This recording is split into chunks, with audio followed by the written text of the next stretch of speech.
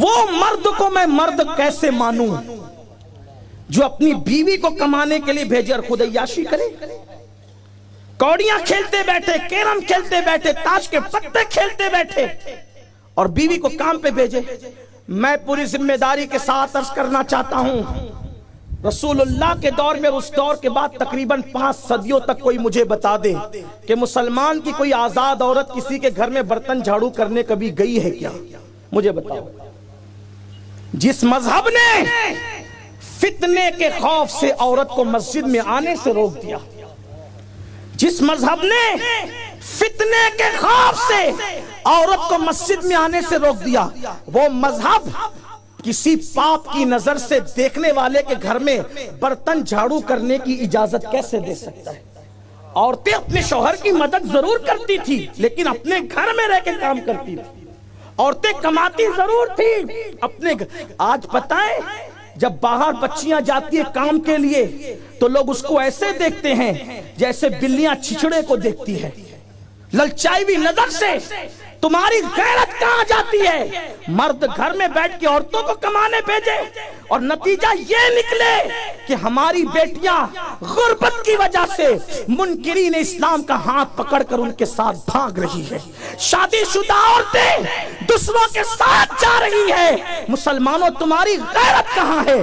کیا تمہیں نہیں پتا میرے نبی نے فرمایا جو حلال کمائی کے لیے محنت کرتا ہے اور اس کا سر کا پسینہ پیر تک آتا ہے، اس لیے وہ پسینے پسینے ہو جاتا ہے کہ اپنی بیوی کو حلال لقمہ کھلائے، اپنے بچوں کو حلال لقمہ کھلائے۔ تو جب وہ شام کو گھر لوٹتا ہے تو اس شان سے لوٹتا ہے کہ وہ گناہوں سے ایسے پاک ہو جاتا ہے جیسے ابھی اپنی ماں کے پیٹ سے پیدا ہوا۔ مردوں کا کام کمانا ہے، عورتوں کا کام گھر میں بچوں کی تربیت کرنا ہے، اور اگر کسی غربت کی وجہ سے کمانا پڑے عورتیں گھر میں رہ کے کمائے گی۔ اس پرفتن دور میں کہیں عورتوں کو معاذ اللہ کہیں بھیجا جا رہا ہے اور ہم سب پہ نظر رکھتے ہیں اس لیے کہ ہم آپ کے درمیان رہتے ہیں۔ اس لیے میں آپ سے کہنا چاہتا ہوں اے میری قوم کے جوانوں، محنت کرو، خود کماؤ۔ بلکہ ایک بات آپ کو کہوں، خود کما کر کے کھانے والا آدمی نہ ہو، کتنا بھی پارسا ہو، وہ خود کمانے والے کے مرتبے تک نہیں پہنچ سکتا۔ ایک بات آپ کو بتا، حضرت داؤد علیہ السلام حلیہ بدل کر نکلتے تھے کہ میں اپنے بارے میں پوچھوں کہ میں کیسا ہوں۔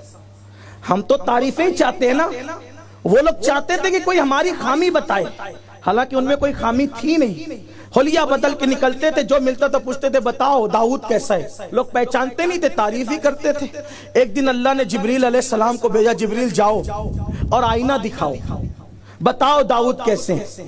جبریل کو انسان کی شکل میں دیکھا تو پوچھا داؤد کیسے ہیں، فرمایا بہت اچھے آدمی، ان جیسا کوئی نہیں ہے اس دور میں، اس زمانے میں، لیکن بس ایک ہی بات ہے کہ وہ خود کما کر نہیں کھاتے۔ داؤد ہے بڑا اچھا آدمی لیکن وہ خود کما کر نہیں کھاتے۔ اگر یہ کمی بھی پوری ہو جائے تو داؤد جیسا کوئی نہیں۔ داؤد علیہ السلام پلٹے، اللہ سے دعا کی مولا مجھے ہنر سکھا، تو اللہ نے آپ کو زرہ بنانے کا ہنر عطا فرمایا اور آپ کے ہاتھوں میں لوہے کو ایسے نرم کر دیا، ایسے نرم کر دیا لوہے کو جیسے آٹا نرم ہو جاتا ہے۔ خود کما کر کے کون نہیں کھایا؟ رسول اللہ نے خود کما کے کھایا۔ شام کے بازار میں حضور کھڑے رہے، مدینہ منورہ کے بازار میں حضور نے تجارت کی، مکے کے بازار میں حضور نے تجارت کی۔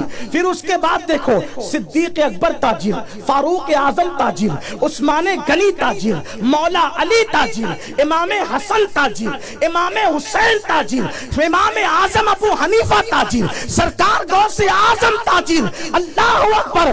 کون ہے جس نے ہاتھ سے کما کے نہیں کھایا؟ یہ تو دوسروں کے ٹکڑوں پہ پلنے کی لعنت بہت بعد میں آئی ہے۔ ہمارے اولیاء نے جوتے تک سیے، جوتے حلال کمانے کے لیے۔ آقا نے فرمایا جو حلال کمانے کے لیے ذلت کی جگہ پہ کھڑے ہوتا ہے اللہ اس کو وہ عزت عطا کرتا ہے جہاں کسی کا گمان بھی نہیں جاتا۔ جو ہاتھ حلال کماتے کماتے سخت ہو جائے، مردوں کے ہاتھوں کو نرم نہیں ہونا چاہیے، मर्दों के हाथों को नरम नहीं होना चाहिए।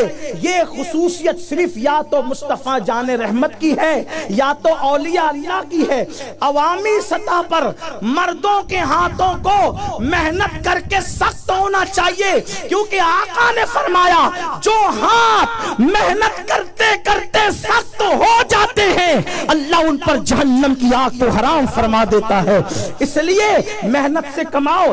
ये क्या सूट बूट में है? हमको देखो, हमारे घर को मत देखो। घर में माँ परेशान, बाप परेशान, घर वाले परेशान। और याद रखना, ये मस्जिद में पड़े रह करके निकम्मे बनने का काम भी तबलीगी जमात ने शुरू किया, उससे पहले ये नहीं था। वरना हमारा मजहब ये है, कुरान कहता है इज़ा नूदिया लिस्सलाति मिन यौमिल जुमा, अजान हो तो मस्जिद में आओ, और फिर नमाज हो तो क्या करें? पड़े रहे मस्जिद में। कब मस्जिद पड़े रहने की जगह नहीं है, मस्जिद खड़े रहने की जगह है। मस्जिद पड़े रहने की जगह नहीं, खड़े रहने की जगह है। अल्लाह नमाज पढ़ के करूं क्या? तो कुरान कहता है फैज़ा क़ुदियतिस्सलातु फंतशिरू वब्तगू मिन फ़ज़लिल्लाह, जब नमाज पढ़ लो तो बाहर निकलो और जमीन पे फैल जाओ और अल्लाह का फजल यानी रोजी तलाश करो। मस्जिद में पड़े मत रहो, रोजी तलाश करो। अल्लाह का हुक्म है अजान हो तो आओ, नमाज के बाद निकल जाओ। मस्जिद पड़े रहने की जगह नहीं है। अब जब मस्जिद में पड़े रहने की इजाजत नहीं, तो जो घर में पड़े गेम खेल रहे, घर में पड़े जुआ खेल रहे, घर में पड़े औरतों पे बोझ बने हुए, मैं आपसे गुजारिश करता हूं मुसलमानों, सच्चे मुसलमान बनो। और अगर बीवी पे बोझ बनोगे, कमा के नहीं खिलाओगे, तो अंजाम इतना भयानक होगा। औरतें तुम्हारे हाथों में न रहेगी, उनकी भाग दौड़ तुम्हारे हाथों में न रहेगी। इसलिए मेरी गुजारिश है मुसलमान बनो, मुसलमान और पक्के मुसलमान।